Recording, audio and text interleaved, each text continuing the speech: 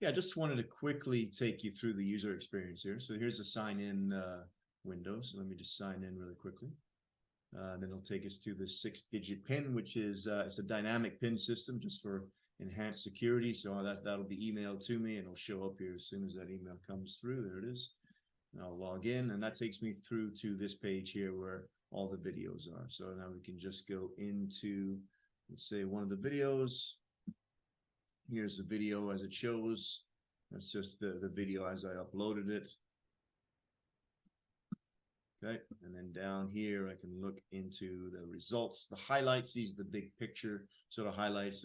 That's the run distance, that's the average run speed, the average step length, frequency, maximum speed, average ground contact time, and average flight time. Again, just a broad big picture overview. There's a summary of now looking at left and right as well, and averages. So step length, step frequency, ground contact time, flight time, run time, average speed, maximum speed, and minimum speed. Here's some of the step-by-step metrics of step length, step frequency, ground contact time, and flight time. And there it's all graphed there as well.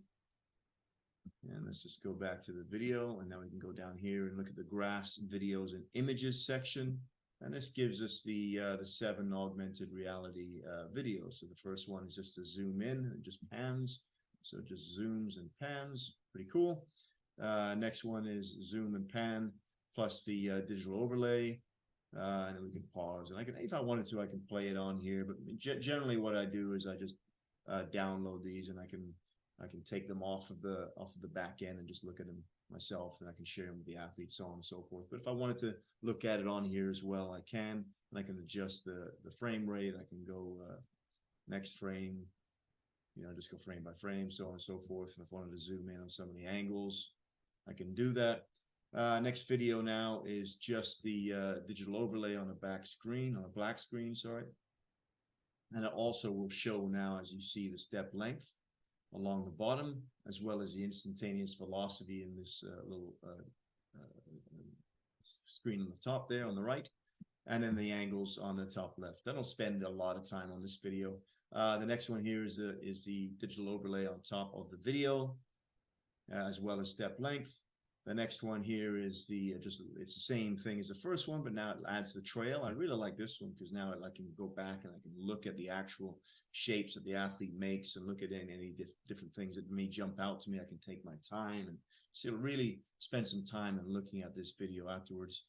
Same one now with the actual video as well.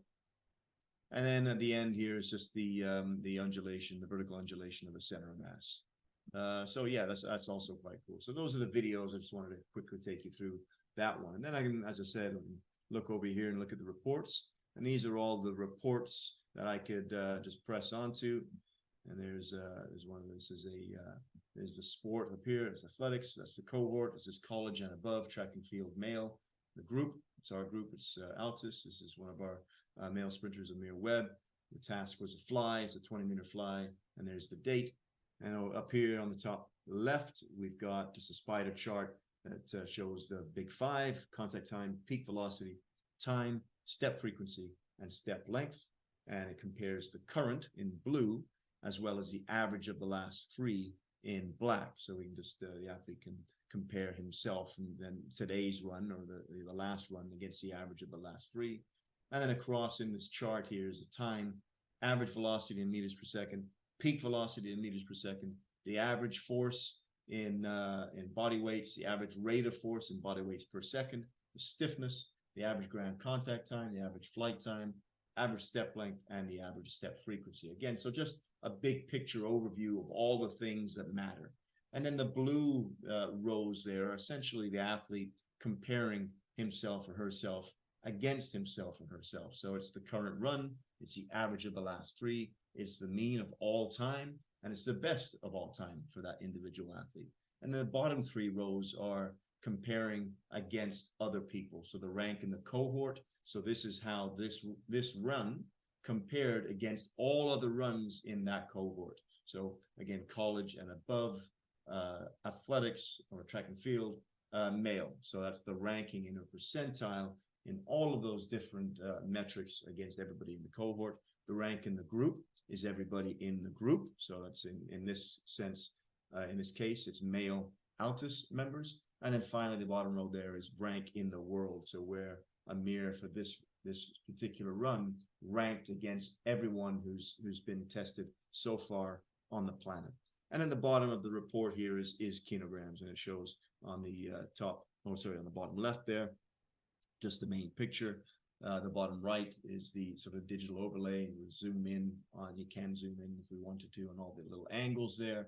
And in the middle one is a bigger sort of a zoomed in on the toe off and touchdown shapes. All right, so that's it. That's just a quick sort of overview on the sort of the user experience on the back end. And then obviously that PDF is downloadable. I can download it and just send it to the athletes so they can sort of just, you know, keep up with sort of their own history and their own progression. Yeah, so far lots of great feedback.